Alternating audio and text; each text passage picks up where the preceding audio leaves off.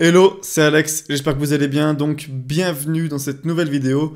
Aujourd'hui on va apprendre à augmenter la vitesse de vos rendus sur Blender en quelques clics et d'au moins 90%. Donc c'est juste énorme, c'est un truc de malade et vous allez voir c'est extrêmement facile à faire et vous n'allez pas perdre en qualité.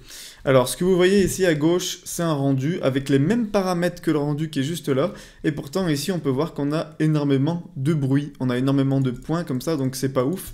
Et en général, ce qu'on fait pour enlever ça, c'est qu'on fait tourner le rendu beaucoup plus longtemps. Mais du coup, ça prend beaucoup trop de temps. Et nous, ce qu'on aimerait, c'est avoir une vitesse de rendu ultra faible et avoir un super résultat comme celui-là, par exemple.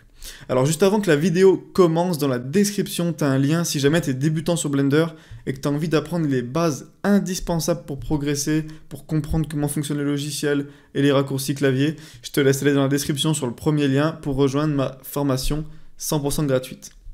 Donc, on va commencer tout de suite. Donc, ce que je vais faire, c'est que je vais aller sur mon projet Blender. Voilà. Donc là, on peut voir ici dans mes paramètres de rendu, au niveau du sampling, que j'ai mis le rendu à 20. Donc c'est extrêmement faible. C'est extrêmement faible et du coup, la vitesse de rendu est par contre extrêmement rapide. Par contre, la qualité est pas ouf du tout. Ça veut dire que si je fais un rendu, on va avoir quelque chose comme je vous ai montré, c'est-à-dire on a énormément de grains, énormément de bruit, comme vous pouvez le constater. Donc c'est pas beau.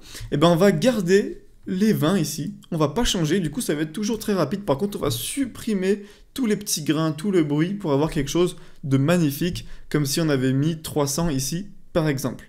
Donc on a juste à aller ici dans le compositor, vous cliquez sur use node, ici normalement c'est pas activé par défaut et vous allez vous retrouver avec ces deux nodes, le render layer et le composite. Nous, ce qu'on va faire, c'est qu'on va ajouter un node entre les deux. On va ajouter un denoise. Donc, on fait Shift A. Ici, on va marquer denoise. On va prendre ce node et on va venir le brancher au milieu. Et là, on n'a rien d'autre à faire. Ça veut dire que je vais pouvoir aller dans Render, cliquer sur Render Image. Et là, vous allez voir, ça va être magnifique. Donc là, on a toujours les grains, normal. Et là, d'un coup, on n'a plus les grains. Voilà, on a quelque chose de super lisse. Nickel. Alors ici au niveau de la lumière on peut voir que c'est un petit peu, comment dire, ça fait un peu peinture entre guillemets parce que c'est un système de lissage en fait. Mais voilà, je veux dire on a augmenté notre rendu et par exemple si vous voulez faire une animation de ça, donc c'est ce que j'ai fait, vous pourrez en quelques minutes faire des animations avec Cycles alors que normalement ça prend beaucoup de temps. Par exemple si vous souhaitez faire quelque chose comme ça, et bien vous allez pouvoir le faire en seulement quelques secondes, quelques minutes, alors que ça pourrait prendre des heures avec Cycle si on n'utilisait pas justement le denoiser.